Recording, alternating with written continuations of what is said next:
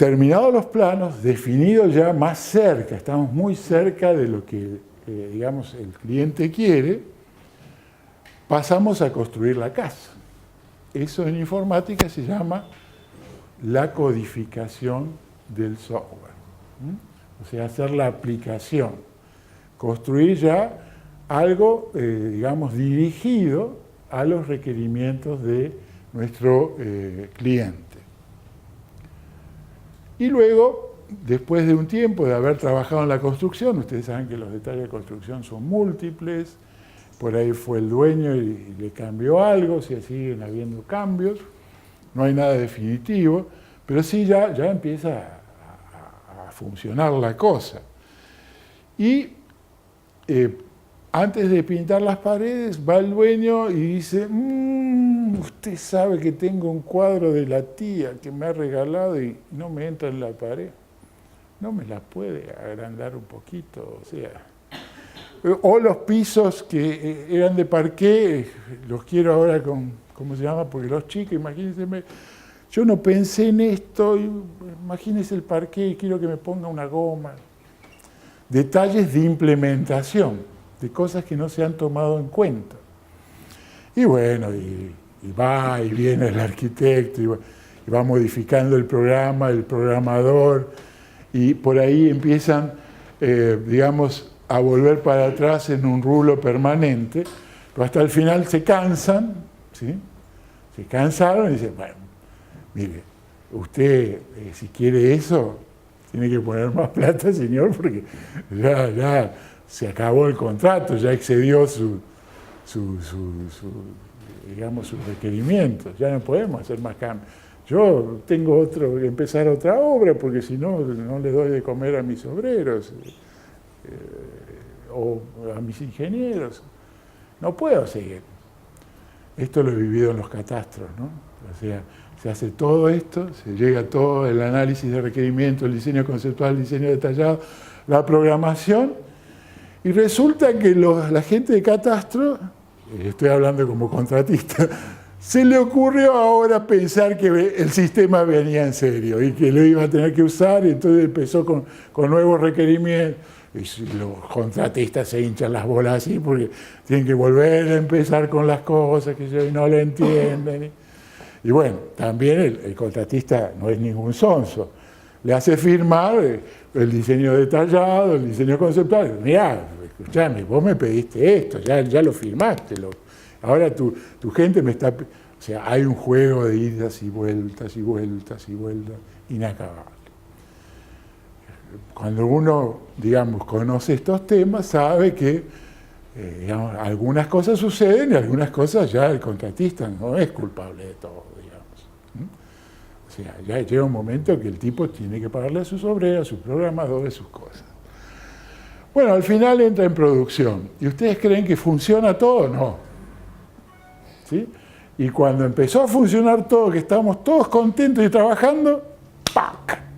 Nueva ley de catastro, nuevo código civil, adelante con los faroles, llamar al contratista, mirá, me cambiaron la ley, ajá, te cambiaron la ley, voy a tener más trabajo, empiezo a hacer los números, ¿sí? Y el otro dice, no, me lo tiene que hacer como, ¿cómo se llama? Como extensión del programa, no, se acabó, ya está, querido, esto es así. Y bueno, y y charlas y vueltas y qué sé yo, y va y viene, ni hablar de los plazos que habíamos pensado que eran 6 meses, ya estamos en el año. Y si no, pregúntense cuando ustedes hacen una casa y dijeron en un año la terminamos. Pasaron 5 años y todavía están haciendo modificaciones a la casa, hay algo que no funciona. Bueno, es todo un rollo. Hasta que deciden mudarse a otro contratista porque ya los cansaron, o digamos el sistema cambió tanto la ley que hay que empezarlo a hacer de nuevo, murió el sistema, y ahí estamos, que un sistema tiene un ciclo de vida, o sea, es algo viviente, algo permanente, que va creciendo, se va modificando y adaptando. Bueno, he defendido el gremio, ya me voy contento, seguimos con el hardware. Bueno, el hardware. Acá, digamos, en una charla original nosotros empezamos a describir cada uno de ellos. Pero bueno, un mainframe es una computadora muy grande, mini computadoras. Esto ya prácticamente está unificado. Estas tres, hasta los workstation, las PC, las notebooks, y hoy aparece todo esto nuevo, que son las grandes computadoras en la nube, digamos, que se llaman farms, las tablets, las ultrabooks, los celulares inteligentes y así. Esto es cambiante permanentemente.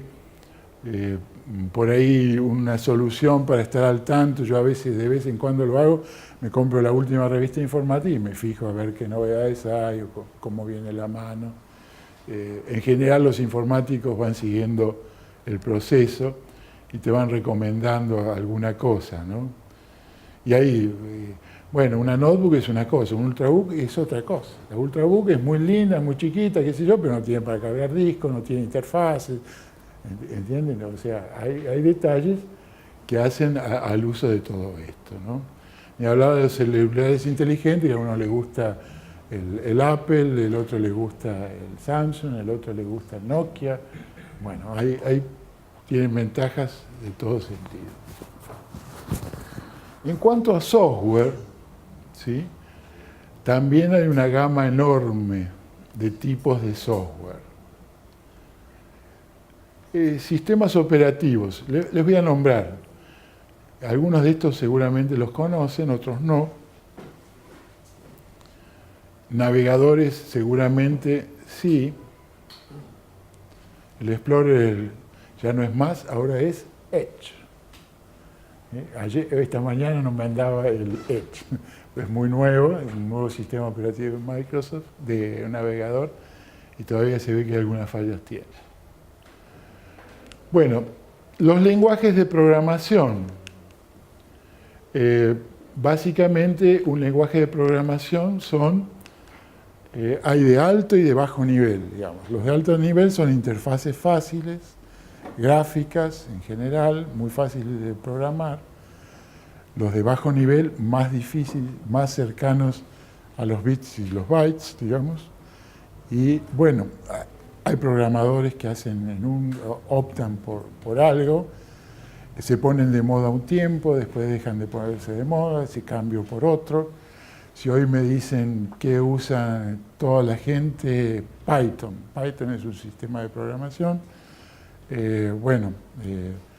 Algunos todavía usan Pascal porque es un lenguaje estructurado, otras usan Visual Basic, anteriormente estaba el Fortran, anteriormente el C, el C++. ¿Cuál es el más usado en el mundo? El COBOL, que es un sistema administrativo. Bueno, hay un mundo. De hecho, uno se especializa en algo de esto y muchas veces pierde el tren, ¿no? O sea, si ustedes me dicen, José, ¿vos has programado alguna vez? Sí, yo programaba cuando usaba el lenguaje de base de datos del DBase o el Visual Basic. Y C++ y C++, ¿qué sé yo de C++? Y de Pascal, y sé que es un lenguaje estructurado. ¿Y usás Python? Ni idea. Y si me dicen, ¿vas a aprender Python? Jamás, no quiero saber más nada con programar, ya basta que programe otro, ¿no? O sea, que aprenda otro. Eso es un poco así. ¿Qué son los programas de ofimática? Pregunta. Chicos, ofimática.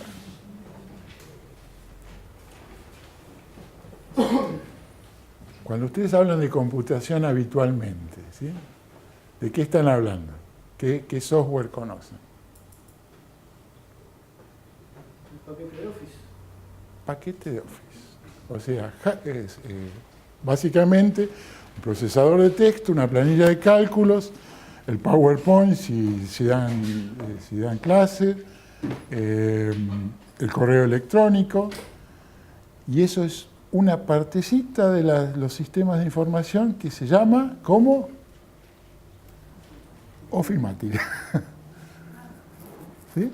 O sea que cuando Alguien a mí me dice, yo sé computación, lo único que ¿saben qué es? Ofimática. Saben usar lo diario, lo habitual. Si hay un agrimensor, seguramente además incorpora el AutoCAD. El AutoCAD es una aplicación. ¿Sí? Navegador podría ser incluirlo dentro de los programas de ofimática, y a veces algún tipo de manejador de base de datos también se lo incluye como ofimática, normalmente cuando son bases de datos de tipo personal. Pero en general, cuando hablamos de software, hablamos de una variedad muy, muy grande, digamos. O sea, hablamos de un montón de sistemas operativos, hablamos de un montón de exploradores, de un montón de software. Por ejemplo, si ustedes me dicen, José, hay ArcView, por decir ArcView, o GBSIC, o QGIS. Sí, hay ArcView para Windows, por ejemplo, hay ArcView para Unix y Linux, no hay para iOS, no hay para Android, no hay para... O sea, hay que empezar a pensar. Y acá me falta, digamos, los sistemas operativos de la Mac, y me faltan otros sistemas operativos, y bueno, es un mundo muy especial. Las bases de datos juegan un rol importantísimo, digamos. Las bases de datos son lo que permiten el uso multiusuario, o sea, que varios trabajen juntos. Y realmente se produce un quiebre en la informática cuando aparecen las bases de datos. Fíjense que si bien nosotros hablamos de computadoras, acá no hay ninguna computadora. ¿Sí? Hay un archivo, ¿sí? Y acá hay un disco, pero una calculadora, computadora que calcula, que computa, ¿sí? No hay. Bueno, los franceses a estos aparatitos los llaman ordenador. ¿Ordenador de qué? De información. ¿Por qué? Porque la computadora, que teóricamente la palabra sirve para calcular, ellos lo usan para ordenar información. Y esto aparece con la capacidad de, si quieren llamarlo así, almacenamiento de información.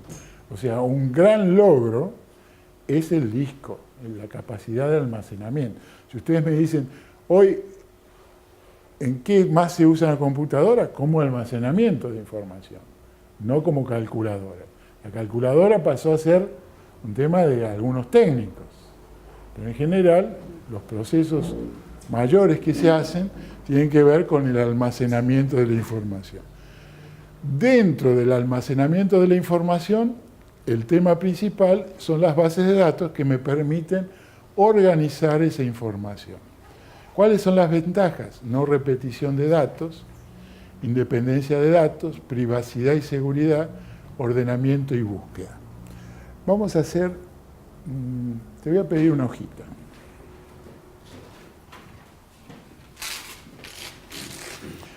Poneme 5 nombres. ¿5? Nombres, cualquiera.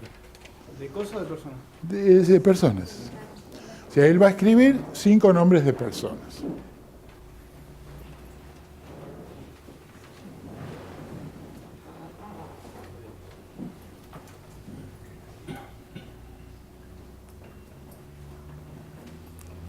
Te falta uno.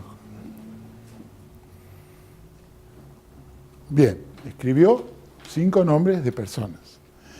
¿Me puedes hacer un favor? ¿Me los puedes escribir acá porque se los tengo que dar a ella? Al lado. Sí, por favor.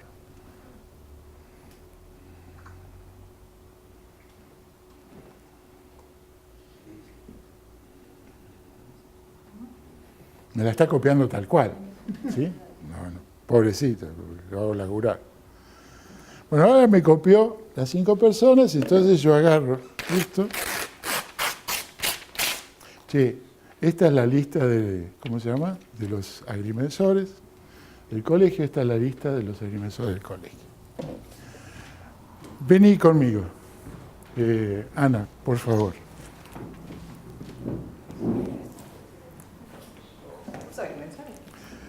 Agrega uno cualquiera. ¿Sigo la lista? Sí. Dale. Dos, bueno, está bien. Bueno. No, vení, ya vení. Ella, digamos, tiene la lista básica de los agrimensores, pero se encontró en la calle con dos más que también le dieron el nombre y los teléfonos. ¿Sí? Y vos que estás acá en el colegio, vine yo y le digo, ¿por qué no me pones? Yo soy agrimensor, José. Anótame José. Bien, dame la lista. Carlos, María, Gabriela, Tomás, Silvina, Sergio, Laura. Carlos, María, Gabriela, Tomás, Silvina, José. Ya no son iguales. Son dos listas distintas. Vamos a otro ejemplo más habitual. Ustedes tienen en su teléfono, algunos usarán en su teléfono, la lista de los amigos, contactos. ¿Es igual a la de la computadora? Si no están coordinados, ¿sí? Hay programas que permiten esa coordinación, no son iguales. Son dos listas. ¿Sí? Si queremos estar al día, tenemos que actualizar esta y, ¿qué hacer con esta? Actualizarla, hacer una conciliación. ¿Está? Bueno, la idea es que exista en un lugar los datos para todos. Y que sea una lista única, que no haya repetición de datos. ¿Sí? Y en principio que un programa, por ejemplo, para envío de estas, digamos, cartas a esta gente, ¿sí? No dependa de esta lista, que esta misma lista se pueda usar para otro programa que es para hacer las cuotas. Entonces tenemos la lista de cartas de envíos y la lista de, digamos, para cobrar las cuotas. Si son distintas,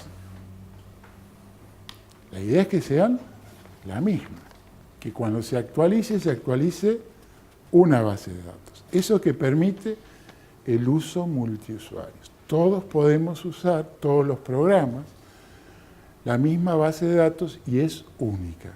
Eso se hace con una base de datos. ¿Qué pasa en la cartografía? ¿Sí? Si yo tengo una cartografía hecha por la municipalidad, se la di a Catastro, colaboramos, ¿sí? Y no actualizamos una y otra, al final tenemos dos mundos distintos. Tendríamos que tener, para trabajar juntos y tener el mismo mundo, la misma realidad, una base de datos. Muchísimas gracias, perdona que... ¿Entendieron el tema básicamente, o que sea? ¿Se aclaró? Bien. Por supuesto, además tiene privilegios, o sea, no todos pueden leer la lista de usuarios del colegio. También hay algoritmos de recuperación de datos más rápido, Google, por ejemplo, y ordenamiento y búsqueda. Bien.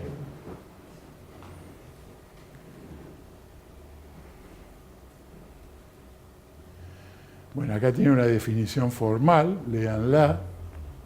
Se llama base de datos, un conjunto de datos relacionados entre sí, se encuentran almacenados en una única colección, sin redundancia, sin repetición.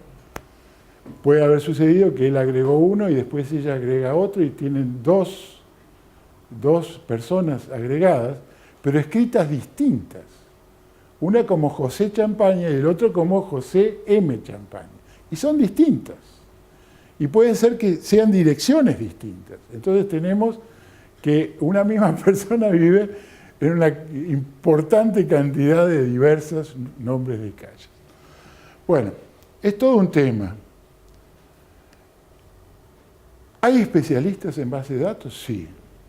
Y prácticamente es una especialidad dentro de la informática. Uno puede trabajar toda su vida en base de datos y nunca llegar o terminar de estudiar base de datos.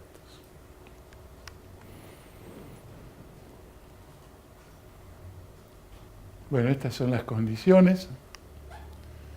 Estos son los tipos de bases de datos. La que está funcionando ahora son las relacionales mezcladas con las orientados a objetos. Las más modernas son las orientadas a objetos. Son distintos tipos de bases de datos con distintas propiedades, ventajas y desventajas cada una de ellas. Nombres de base de datos. Muchos conocen el Access, que es esta parte del paquete de informática o de ofimática, pero bueno, estas son bases de datos personales o de tipo grupal, estas son empresariales, en general son muy complejas.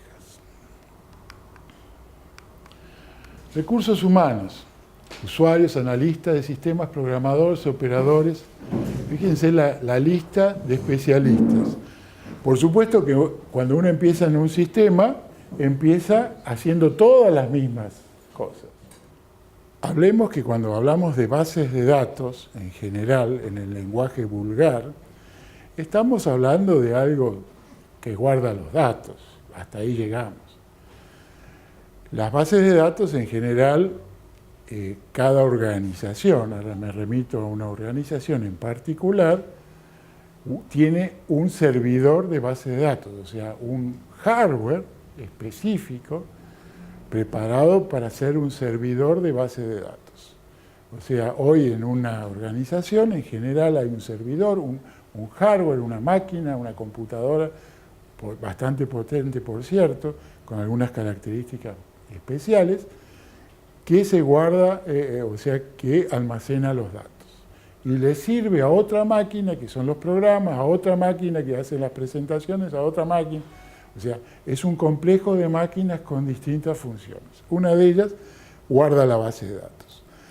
Cuando estamos hablando de organizaciones muy grandes, digamos, tienen centros de cómputos cuya, digamos, por ahí tienen varias máquinas, hay que duplicar, hay que manejar la seguridad de las bases de datos, son varias máquinas. Y cuando hablamos de una gran base de datos, un monstruo de base de datos, existen estas farms que yo les comentaba que guardan bases de datos. O sea, hay un sinnúmero de variantes, por eso el tema es tan complejo de las bases de datos. Seguramente Catastro ya tiene una base de datos, el municipio tiene una base de datos, qué sé yo, el sistema personal nuestro tiene una base de datos con 40 millones de argentinos. Se necesitan máquinas importantes. ¿Quién las carga? Las van cargando los distintos usuarios, o sea, los bancos tienen grandes bases de datos. ¿Dónde es el lugar físico? Bueno, hoy se habla de, digamos, el siguiente problema. Mantener una base de datos significa tener un especialista en hardware que me la sostenga, tener un especialista en software, tener un especialista en análisis de datos, tener un especialista. Y las empresas, digamos, al final se preguntan, ¿mi negocio es mantener una base de datos o hacer mi negocio? O sea, un banco, ¿me interesa el tema financiero o me interesa mantener una base de datos? Y dicen, no, basta de informática, no tengo mi informática propia, tengo un grupo muy inteligente y contrato físicamente un servidor que está, vaya a saber dónde. ¿Sí? No me importa. De hecho, ya no importa dónde esté el servidor. ¿Cómo se dice habitualmente? En la nube. Nadie sabe dónde.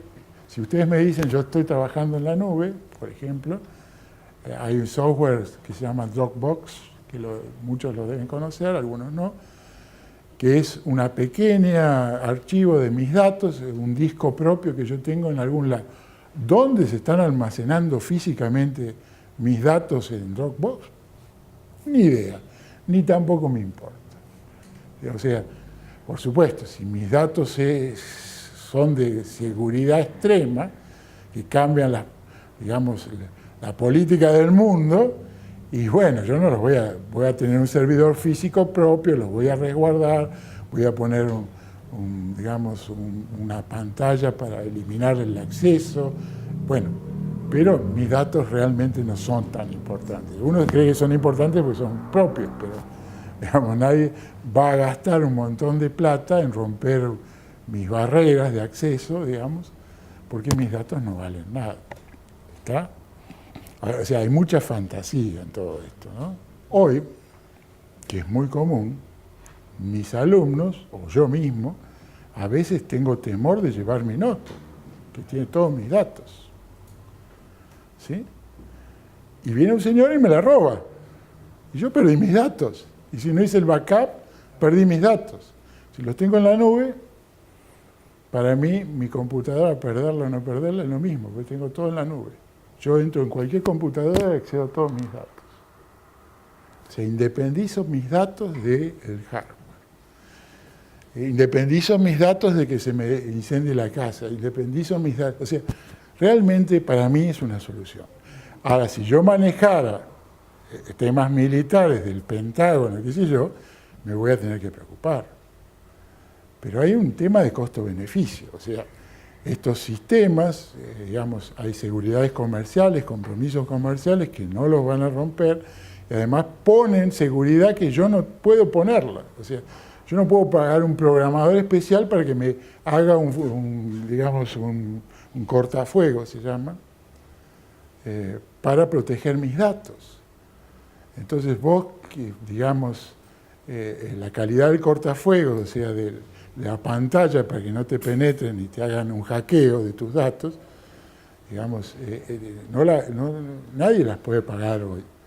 Los hackers están muy arriba, ¿no? Entonces, estas empresas, por una economía de escala, no quieren que sus datos se los revisen, porque si no pierden sus clientes. O sea, Dropbox te da, por ejemplo, una cantidad de datos gratis por un tiempo. Pero si vos aumentás tus datos, te empieza a cobrar y no te quiere perder como cliente, porque quiere que vos todos los meses le pongas la plata para, digamos, asegurarte que tus datos estén bien. O sea, hay que ser, digamos, cuidadoso. O sea, tus precauciones son lógicas, tus cuidados son lógicos, pero, digamos, hay que ser muy claro en esto, ¿no? O sea, tus datos, ¿a quién le pueden importar? O sea, mis datos. ¿Cuáles son mis datos? Presentaciones. Yo me daría bronca que algún colega, pero ese colega no va a pagar todo lo que tiene que pagar para acceder a mis datos. ¿Entendés? No es tan... O sea, hay un costo-beneficio que no se justifica. Podemos hablar horas sobre este tema, ¿eh? Bueno, bases de datos, recursos humanos, datos. ¿Qué es esto? ¿Conocido esto? Y sí. Esto es lo que nosotros hacemos y que habitualmente no los vemos bajo el paradigma de un sistema de información. Pero nosotros siempre hemos levantado datos. O sea, hemos capturado, la acción de captura de datos ha estado presente en todas nuestras actividades, ¿no? A través de fotogrametría, relevamientos topográficos, censo. Nosotros no somos muy amigos del censo, pero con el GPS, datos digitales, bueno, esto es una actividad propia de los agrimensores. Procesos, bueno, justamente en general cuando se habla de un sistema de información se habla de input, una caja negra donde se hace una actividad y sale información. O se tiene una salida. Acá hay un protocolo, digamos, que permite hacer eso. Esto es una visión sistémica, ¿sí? Estos datos se convierten en información que sirven de datos a otro proceso similar, y así sucesivamente, ¿no? Se arma un sistema como un conjunto de entradas, procesos y salidas. También esta es otra visión, donde hay un almacén de datos. Este almacén hoy se llama Google, digamos, y tiene potentes buscadores en bases de datos para, digamos, que todos busquemos los datos. Procesamiento, esto es un procesamiento de tipo centralizado, por ahí un poco viejo, pero todavía se sigue usando. Se habla de un tiempo compartido de procesamiento por varios usuarios. Esto es lo habitual de hoy, procesamiento de tipo distribuido. Acá hay un backbone, se conoce como backbone, que une distintas computadoras, y esto da lugar, digamos, con las comunicaciones a las LAN, las WAN, la intranet y la internet. La LAN se llama Local Area Network, es una red de área local. Supónganse, yo tengo un negocio, las computadoras están conectadas entre sí, es una red de área local. Si además tengo una sucursal, pongo otra LAN, o sea, otra red de área local. Si eso lo conecto entre sí, tengo una WAN, o sea, una Wide Area Network, o sea, una net de área ampliada se llama. Y bueno, cuando se crea intranet, se crea un protocolo que permite trabajar en las WAN con un protocolo en conjunto. Este protocolo se extiende a Internet y hoy trabajamos todo en Internet, está todo conectado por Internet, y desaparecieron en general esta visión de las LAN y las WAN, porque las LAN ahora se unen a través de Internet, o sea, se saltea las comunicaciones directas. Bueno, acá tenemos una Local Area Network, una LAN, acá tenemos una WAN, ¿ven? Son dos sucursales, ¿sí?, que están conectadas, normalmente ahora con fibra óptica, ahora están conectadas también por Internet. Y esto es Internet, que realmente es un cambio muy importante a través de un protocolo que se llama TCP/IP. Y es la telaraña o la red de redes, así se la conoce. Bueno, vamos a la información geográfica. ¿Por qué geográfica? Porque tiene una ubicación, digamos. Estos son objetos geográficos, una parcela es un objeto geográfico, y en general tienen dimensiones de tema, tiempo y espacio. ¿Se acuerdan que yo ayer les preguntaba que tenía 5 amigos en la búsqueda de la sabiduría, que eran qué, quién, cómo, cuándo, dónde y por qué?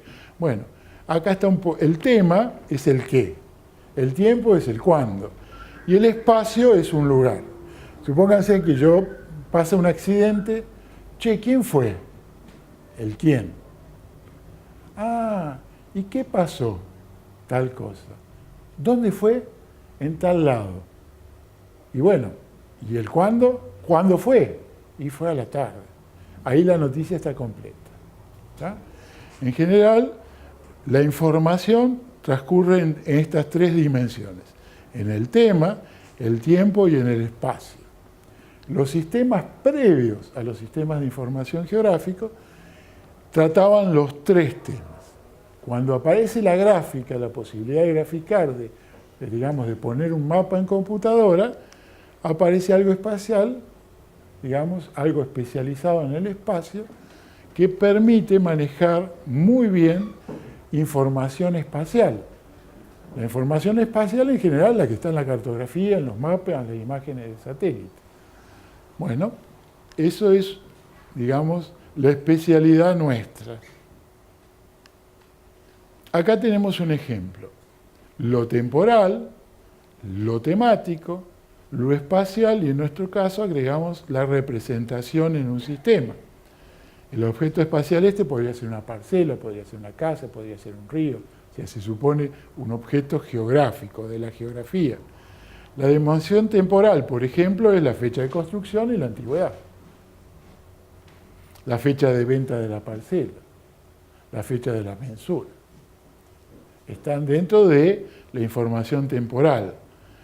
La información temática puede ser el propietario, el uso, el valor. ¿Sí? Y la información gráfica es que usamos un polígono para representar esta propiedad, digamos. El problema de la representación. ¿Y cómo la representamos, digamos? Básicamente la representamos por algo que siempre hemos usado en toda cartografía, que es puntos, líneas y polígonos. ¿Sí? Si ustedes observan una carta, esta carta, además de las letras, o sea, la toponimia, los nombres, lo único que hay son puntos, líneas o polígonos. No hay otra cosa. ¿Sí? Cualquiera de estas pueden verlo y van a ver que lo único que tiene es eso. Y lo espacial, en general, hoy lo hablaba, digamos, tiene propiedades geométricas y propiedades topológicas. Nosotros estamos acostumbrados al manejo de las propiedades geométricas, que corresponden a la geometría euclidiana o de Euclides. Evidentemente manejamos la ubicación, GPS, la forma la determinamos a través de ángulos y distancias, la dimensión o superficie la calculamos, la orientación la podríamos poner con una brújula o con algún otro elemento. Pero hay otras propiedades muy importantes que están detrás, que nosotros las asumimos, que son las propiedades topológicas. ¿Qué son las propiedades topológicas? Bueno, las propiedades topológicas, la definición así científica sería, me dicen ustedes si la entienden o no, se llama así, dice, las propiedades topológicas son aquellas propiedades geométricas que se mantienen invariantes en las transformaciones continuas. Clarísimo.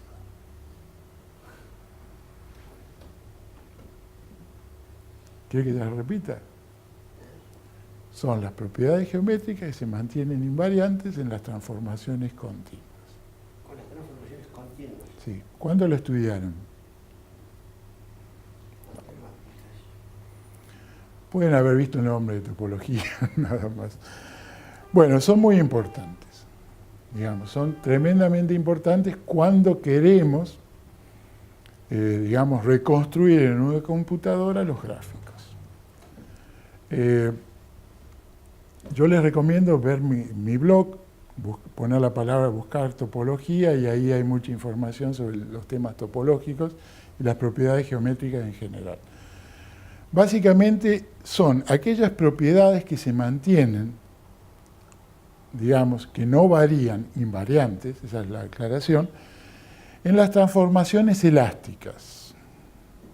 Supónganse que yo tengo una goma, acá tengo una goma, una lámina elástica, ¿sí? Y dibujo dos parcelas. Yo estiro esa goma, ¿sí? Eso es una transformación continua, porque no hay rotura. Si yo sigo estirando la goma, en un momento se produce la rotura, ya ahí no hay propiedades topológicas. Pero si yo mantengo la goma, ¿sí? ¿Varió la geometría? Sí. Las dimensiones son distintas. ¿Sí? Si fueran coordenadas, también. Si fueran superficies, también. ¿Y qué fue lo que no varió cuando yo la estiré? Los linderos. Interesante, ¿no? Las relaciones de vecindad. Los linderos siguen siendo linderos. Ahora yo dibujo dos cuadrados perfectos, uno adentro del otro, y los estiro. ¿Variaron las dimensiones geométricas? Sí. ¿Qué se mantuvo?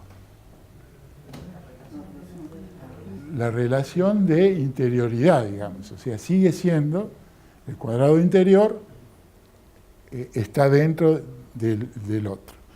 Bueno, hay otras relaciones que son muy importantes todavía. Por ejemplo, supónganse que yo hago un dibujo. Este dibujo me dice las rutas, las rutas existentes entre Córdoba, Buenos Aires y Rosario. Yo las estiro. ¿Cambiaron las distancias? Sí. ¿Pero se siguen verificando las conexiones? Sí. Ese es un grafo de conexión. Estas propiedades son muy importantes para hacer análisis geográfico. Por ejemplo, el camino más corto, ¿sí?, entre dos lugares, tengo que, para poder determinarlo, establecer las propiedades de conexión. ¿Se les ocurre que para el catastro la propiedad de vecindad es importante? Sí, son los linderos. ¿Está? Bueno, esas propiedades topológicas, bueno, es una matemática no euclidiana que habitualmente nosotros sabemos si algo es vecino a otra cosa por solo verlos, pero la computadora no. Entonces hay que hacer algoritmos, trabajos matemáticos, topológicos, programar esa topología para que la computadora te diga, por ejemplo, tocando una parcela, cuáles son los vecinos. ¿Está? Y muchísimas cosas más. Bien. La geometría. Bueno, la geometría de un punto son sus coordenadas. Las coordenadas de una línea definen, las sucesivas coordenadas de una línea definen las líneas. Y esto define, cuando coinciden el punto inicial con el final, un polígono. Bueno, acá tenemos un ejemplo. Si yo estirara esto, las propiedades de vecindad se mantienen. Bueno, esta es otra de las características. O sea, podemos establecer capas, por lo cual es importante que estén georreferenciadas, ¿no? Eso se ve en este dibujo. O sea, que un punto correspondiente en las diferentes capas temáticas tengan la misma coordenada. Hay localización relativa y absoluta. La localización relativa es con respecto a un sistema de ejes arbitrario. La localización relativa, bueno, ahí está explicado esto que les comentaba. La absoluta es global, en un mundo global. Bien, recién, digamos, empezamos ahora con los sistemas de información geográfica. Hasta ahora, ¿qué vimos? Sistemas y sistemas de información. Algo de la información, las características de la información geográfica. Pero eso que vimos se aplica a los sistemas de información geográfica porque son parte de los sistemas y los sistemas de información. Bien. Podría ser que en una cosa muy simple yo le diría, mira, es un sistema de información al cual le agregamos la G, la parte geográfica. Es una definición. ¿Tiene antecedentes? Sí. ¿Necesita de informática para hacer un sistema de información? 1854, Londres, el zoo, digamos, de Londres, un señor se llama John Snow, quiso estudiar las causas de cólera y fue el primer antecedente de lo que es un sistema de información geográfica. ¿Conocías o no? ¿Sí? Bueno. ¿Qué pasó? Se producían casos de cólera en una zona de Londres, el Soho, y básicamente este señor, este médico, observó, en vez de curar la enfermedad, digamos, dedicarse a curar la enfermedad, que todos los enfermos de cólera provenían de una zona. Entonces estaba pasando algo. Hizo una correlación espacial. Se mapeó los casos y vio cómo era el comportamiento. Y evidentemente acá había una cloaca pinchada, digamos, que era el producto de los casos de cólera. Curada la cloaca, no hubo más casos de cólera. Bueno, eso es aplicar, digamos, los principios de lo que serían los futuros sistemas de información geográfica. El CGIS es creado por Roger Tomlinson, que se lo conoce como el padre de los GIS. Este hombre trabajaba en una consultora y en Canadá, digamos, mapeó los bosques en un sistema digital por primera vez y por eso se lo conoce como el padre de los GIS. Bueno, esto es una definición formal. Fíjense, observen esto. Un sistema, componentes de hardware, ya lo habíamos visto, software, procedimientos para realizar la recolección el almacenamiento, la administración, el análisis, la modelización. ¿Le suena esto que esto ya lo hemos visto, no? Pero ahora de datos referencialmente espaciales para resolución de problemas complejos de planificación y gestión. O sea, es muy fácil ahora recordar la definición de un SIC. Es un conjunto de componentes, hardware, software, datos, gente, todo lo que habíamos visto, que sirve para ¿qué? Para recolectar, almacenar, procesar y distribuir información. ¿De qué tipo? Espacialmente georreferenciada. Bueno, y esto está aplicado acá, o sea, tenemos gente, aplicaciones, software, datos, software específico. Estas son aplicaciones como AutoCAD, digamos, sería el software GIS. Y todo esto requiere del hardware. ¿Para qué? Para, digamos, brindar información. Bueno, acá está más o menos la funcionalidad explicada en forma gráfica de cada uno de los componentes. Y esto es para mí el resumen, un ajustador. O sea, tengo la realidad geográfica, modelizo y lo pongo en una computadora para la toma de decisiones. Esta es la simplificación. Si ustedes me dicen cuál es la explicación más brillante de lo que es un GIS, es esa diapositiva, ¿no? Es eso. Esto que hacemos hasta acá es lo que hacemos nosotros. El tema es cómo cerramos el circuito. Muchas veces es mejor definir lo que es por lo que no es. ¿Sí? Esto ya lo vamos a ver que es muy importante. ¿Un CAD es un GIS? No. ¿Está? Un CAD es un dibujo asistido por computadora. Google Earth, Bing, no es tampoco un GIS, son globos virtuales. OpenStreetMap, MapQuest, otros tampoco son GIS. Infraestructura de datos espaciales tampoco son GIS y teledetección no son GIS. ¿Está? Son parecidos, hacen cosas parecidas. Yo puedo usar un martillo, digamos, al revés, un destornillador como martillo. Pero uno es una cosa y otra cosa es distinto. O sea. ¿Por qué la IDE no es un Bueno, gran pregunta la tuya. ¿Por qué una IDE no es un GIS? Vamos a ver, ¿qué es una IDE? Para todos. IDE es el acrónimo de Infraestructura de Datos Espaciales. Es, si quieren llamarlo, un servicio común, ¿sí?, de datos espaciales.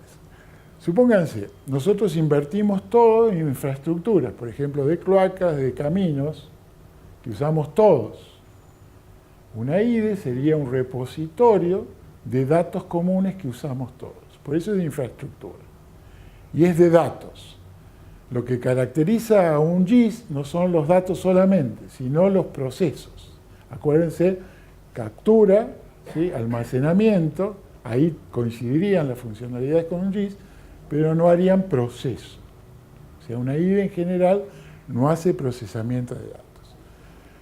Lo que pasa es que poco a poco, digamos, todos se van confundiendo. O sea, hasta los mismos productores de software, cada vez un GIS lo hacen más parecido a un CAD y un CAD lo hacen más parecido a un GIS, porque quieren vender CAD y quieren vender GIS.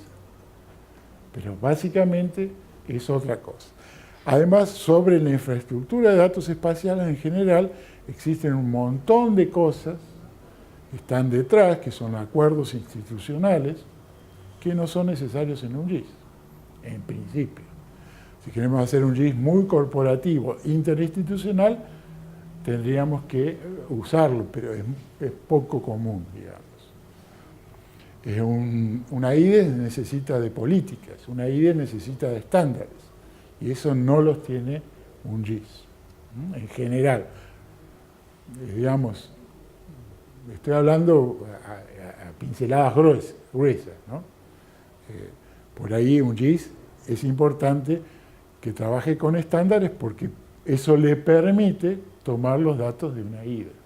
Esta es la clave de un GIS. el análisis geográfico. Por ejemplo, en este caso, tenemos zonas de influencia de esto rojo, ¿sí?, a distintas distancias. O sea, supónganse que lo rojo sea, puede ser un supermercado o una villa miseria, cualquiera de las dos cosas, la que se le ocurra. Bueno, hay una zona de influencia que se va agrandando, digamos. Esto se conoce como análisis de buffer, o análisis en castellano de proximidad. Es un gráfico que nos muestra, digamos, las distintas influencias. Supónganse, en barrio General Paz o en otro barrio se produce una explosión. Acá podemos graficar de alguna forma o extrapolar o analizar cuál es la influencia en los distintas, de acuerdo a una distancia. En este caso es la distancia euclidiana. Hay dos distancias que se manejan en GIS, una es la euclidiana, la tradicional, de punto a punto, y la distancia, digamos, Manhattan, que es a través de los recorridos. Se puede hacer un análisis de buffer en función de la distancia Manhattan o en la distancia euclidiana. En este caso es la distancia euclidiana. 3D. A esto viene. Hay un amigo de ustedes, Diego Herba, que ya está hablando del tema del 3D. Y realmente yo lo veo bastante importante también. Por ahí nos faltaría tener el 2D antes, ¿no?, completo. Pero bueno, es un tema. Acá tienen lo que es parte, esto es relativamente no muy nuevo, tendrá 2 o 3 años con imágenes 3D. Bueno, fíjense que en general la gente cuando habla de SIC habla de un software SIC. ¿Sí? ¿Tenés un SIC? Es una pregunta común. Vos estás preguntando si tenés un software SIC. ¿Pero es un SIC un software SIC? No. Desde hoy espero que para ustedes no lo sea. Porque ¿cuáles son los componentes de un sistema de información geográfico? La gente, el hardware, el software, los datos, la organización a la que sirve, las metodologías de trabajo. Entonces, bueno, son distintas interpretaciones. En Estados Unidos, cuando se habla de la ciencia de los sistemas de información geográfico, se habla de geomática. Geomática, el otro día me dijeron que aclarara qué era, es juntar estas tecnologías que son los sistemas de información geográfica, la teledetección y los GPS, que hoy se los denomina GNSS, digamos. O sea, hoy con la multiplicidad de constelaciones hablamos de GNSS. Y digamos, es una parte de la infraestructura de datos espaciales. Ahí volvemos a la pregunta del compañero de ustedes. Esta es una vieja definición, fíjense que es lo mismo. Otras definiciones. Y si ustedes me dicen, ¿qué es un SIC? Antes vimos lo que no era, ahora lo que es. Bueno, en general, estas son las cosas que no hace otro software, digamos, o sea, maneja topología, tiene georreferenciación y tiene geocodificación. Pregunta, ¿qué es la diferencia entre georreferenciación y geocodificación?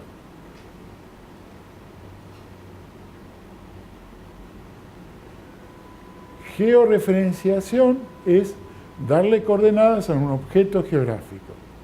Y geocodificación es atribuirle información no espacial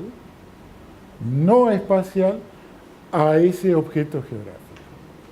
¿Sí? O sea, yo estoy geocodificando cuando a los nombres, que es una información no espacial, le atribuyo a una parcela.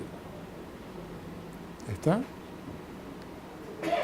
Topología, algo ya les dije. Georreferenciación, geocodificación, topología. Software JIS, bueno, acá tienen una variedad enorme. Hay dos versiones, lo que es desktop, lo que es servidor y lo que son móviles. Habría tres versiones también, ¿no? Bueno, y esta es algo que yo considero muy clave. Hacemos un juego, lo voy a hacer con ustedes, para saber lo que hace un JIS. Hay un señor que se llama David Rand, es un inglés que hace muchísimos años dijo, si es un sistema de información tiene que darnos respuestas. ¿Cuáles son las respuestas que podemos buscar? Estas. Respuestas que tienen que ver con la localización, la condición, la tendencia, pautas, modelos y rutas. Vamos a verlas. ¿Qué hay en? A ver, vamos a georreferenciar el aula. Esta es la fila 1, la fila 2 más o menos, la fila 3, fila 4, fila 5, fila 6. ¿Qué hay en la fila 6 a 101? A 102. Me mataste. Tenías razón. Admito, me equivoqué. A 102. ¿Cómo? En la fila 4, vos. Estamos dando, ¿sí?, una dirección, una localización, y preguntamos qué hay en. ¿Qué hay en Alvear 555? Mi hotel. Porque es la única que conozco. ¿Entienden la idea? Por ejemplo, ¿qué hay en esto? ¿Cómo se llama la calle? Tucumán y Oroño. ¿Qué hay en Tucumán y Oroño? Colegio de Agrimensores. Bien. Pregunta de tipo 1. Esta la vamos a llamar 1. Tenés que dar un ejemplo. Es fácil estar sentado ahí y que yo labure, ¿no? ¿Qué hay en? Pregunta. Fijá un lugar y preguntarle al resto. Vos conocés Rosario más que yo, así que... No, bueno, lo mismo que el mismo ejemplo, no solamente en la intersección Tucumán y Oroño está el colegio, sino hay un montón de otras cosas. Bueno, haceme otra pregunta diferente, entonces, para que no nos confundamos. Bueno, ¿qué hay dentro del colegio? Puede ser. No estás definiendo el lugar. Tenés que definir muy bien el lugar.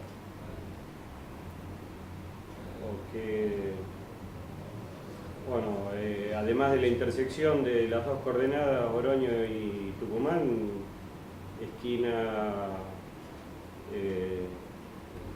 noroeste. ¿Qué hay? La respuesta, dámela. En el noroeste, justamente el colegio. El colegio.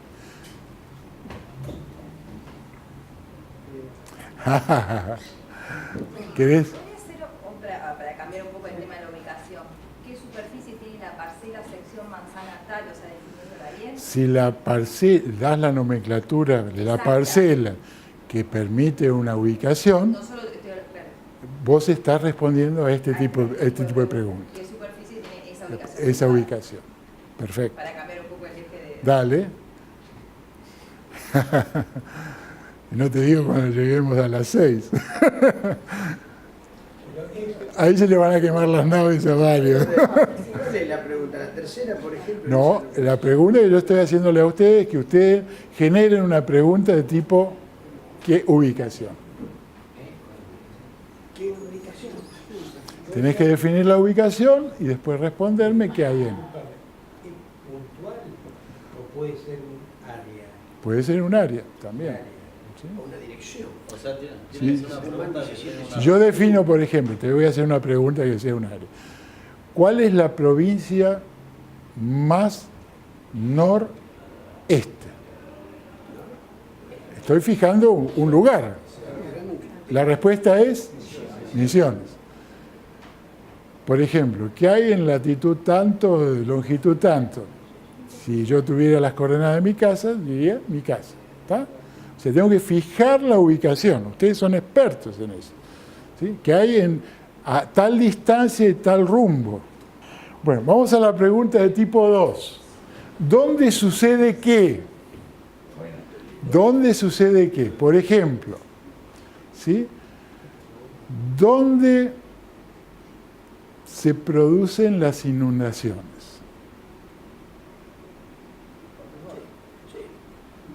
¿Dónde? ¿En qué localización de la ciudad de Rosario hay más accidentes de tránsito? ¿En qué intersección? Perfecto, un ejemplo clarísimo. ¿Dónde sucede qué? Por ejemplo, una respuesta de este tipo es ¿dónde vive la gente grande en Córdoba? La respuesta es en el centro, porque tienen todos los servicios. ¿Dónde viven, por ejemplo, los afiliados del Colegio de Agrimensores? Si ustedes hacen un plano y muestran con puntos todas las ubicaciones de la condición Colegio de Agrimensores, ¿sí? Están respondiendo a una pregunta de tipo 2 o ¿dónde sucede qué? ¿Está? Empezamos a jugar ahora. Yo señalo uno y le digo qué tipo de pregunta y él tiene que dármelo. Pregunta de tipo 2. Pos. ¿Dónde sucede? ¿Dónde se esconden los de Newell cuando van a hacer Fue animosa, dice.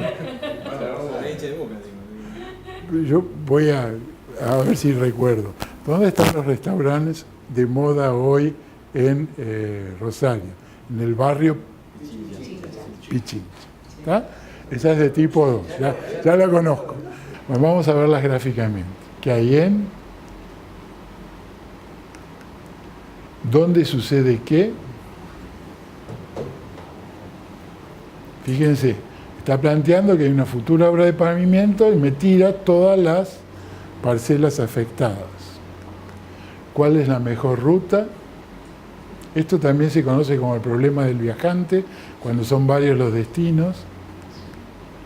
¿Qué ocurriría si se inundara la ciudad de Córdoba? Este es un modelo digital en 3D de la ciudad de Córdoba. Entonces uno puede ver con distintos niveles de embalse qué cosas se inundarían, qué patrones o relaciones espaciales existen, el problema que vimos de Snow, y qué ha cambiado desde. ¿Ven? Acá hay una imagen, una fecha, otra fecha, y los cambios. ¿Por qué es importante esto? O sea, ¿por qué David Ryan, digamos, se hace famoso con esto? Porque son las preguntas que nos puede responder un SIC. ¿Está? Algunas de ellas, por ejemplo, esta o esta, son muy comunes, muy diarias, ¿no? O sea, y de la actividad nuestra en general. Bien, tendencia, bueno, esta tiene que ver, si ustedes se fijan, con los cambios en el tiempo. También, digamos, tiene que ver con un conjunto de preguntas, ¿no? Con qué sucedería si y con qué ha pasado en el tiempo, ¿no? Esto marca tendencias. Bueno,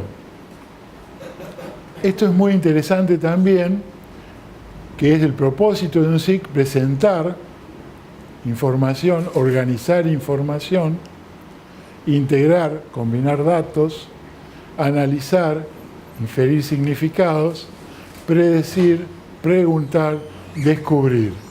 Vinculación gráfica alfanumérica, esto es una característica muy importante. Las capas, el manejo de información de dos tipos, la vector cartográfica, la raster de imágenes de satélite, tipos de SIC, raster y vector.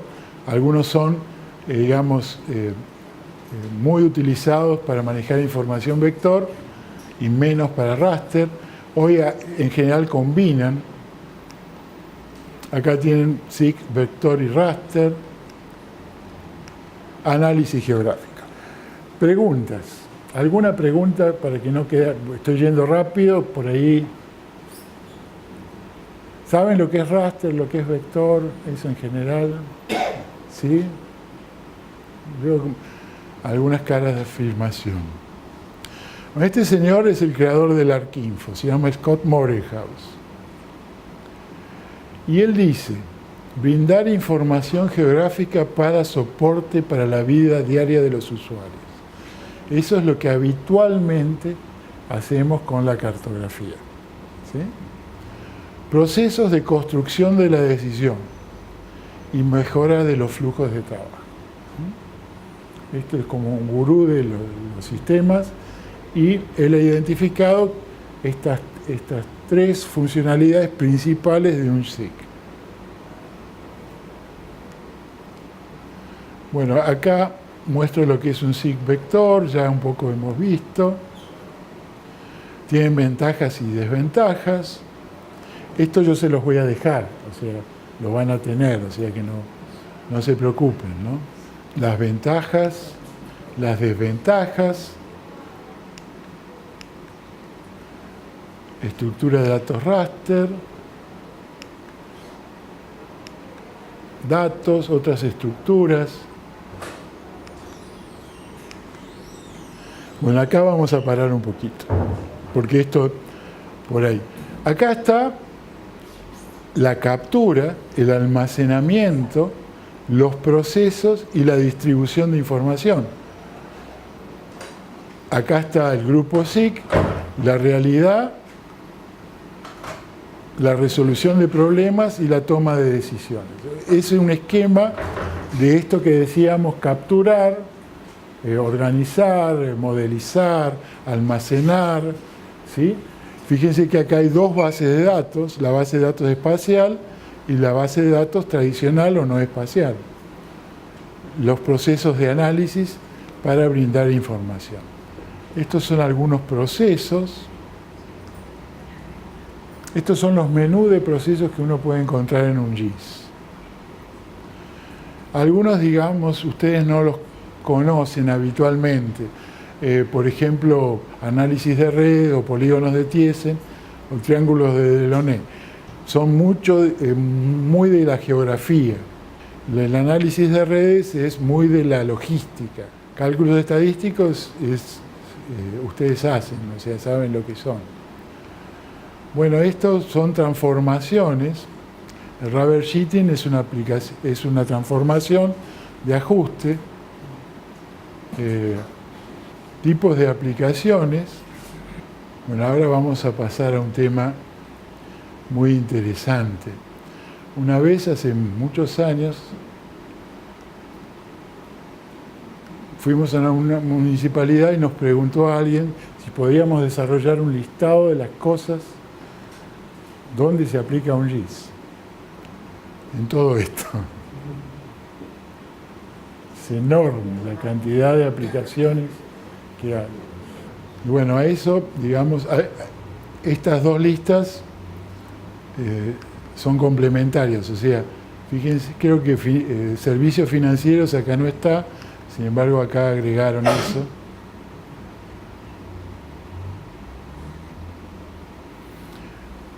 Somos uno de los usuarios, ¿está? No el más principal.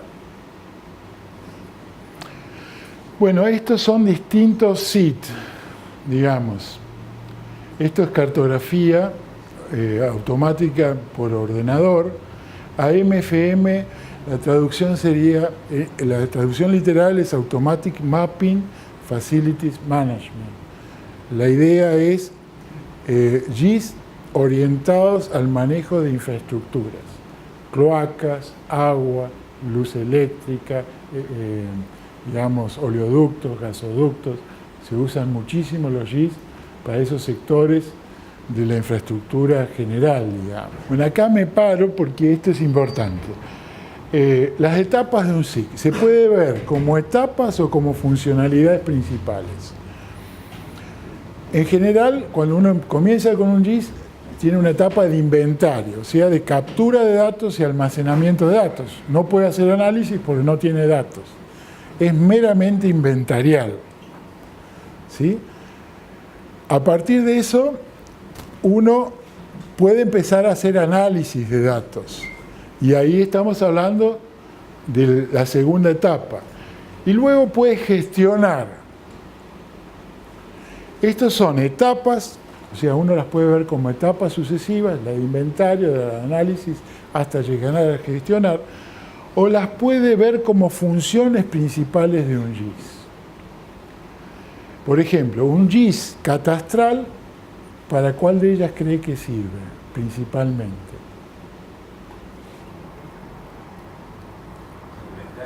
Inventario y gestión. ¿Sí? O sea, la gestión diaria se puede manejar con un sistema de información geográfico. Bueno, esto es una clasificación, digamos, de distintas infraestructuras GIS.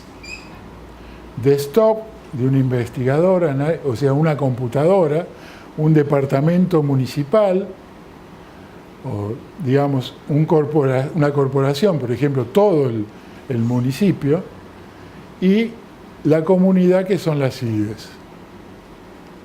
Acá tienen los esquemas, una computadora, dos computadoras, o dos departamentos, toda la organización con bases de datos compartidas, multiusuarios con bases compartidas, en la nube en este caso, y societarios.